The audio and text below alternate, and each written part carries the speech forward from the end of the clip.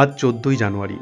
আজকের দিনটি শ্রীরামকৃষ্ণ ভক্তানুরাগীদের কাছে একটি বিশেষ তাৎপর্যপূর্ণ দিন।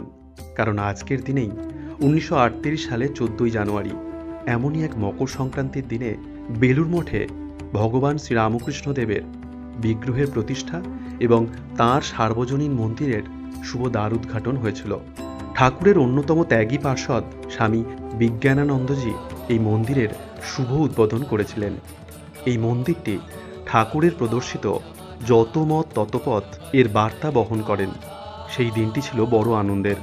পুরনো মন্দির থেকে আত্মারামের কৌটো মাথায় নিয়ে স্বামী বিজ্ঞানানন্দজি মহারাজ চলেছেন ঠাকুরের নতুন মন্দিরের প্রতিষ্ঠা করবেন বলে। ভাবের ঘোরে তিনি চলতেই পারছেন না। পাশে ছিলেন স্বামী শঙ্করানন্দজি মহারাজ। বিজ্ঞান মহারাজ তার হাতে সেই আত্মারামের কৌটো তুলে দিয়ে তার কাঁধে ভর দিয়ে লাল কার্পেটের ওপর দিয়ে চলতে লাগলেন।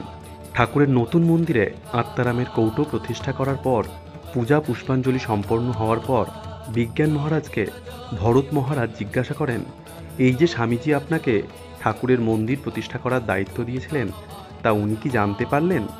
বিজ্ঞান মহারাজ বললেন, আমি দেখলাম ওই যে মন্দিরের মাথায় যে উঁচু গোল গম্বুজ আছে, সেখানে স্বামীজি রাজা মহারাজরা সবাই দাঁড়িয়ে ঠাকুরকে প্রণাম করলেন। জয় ঠাকুর।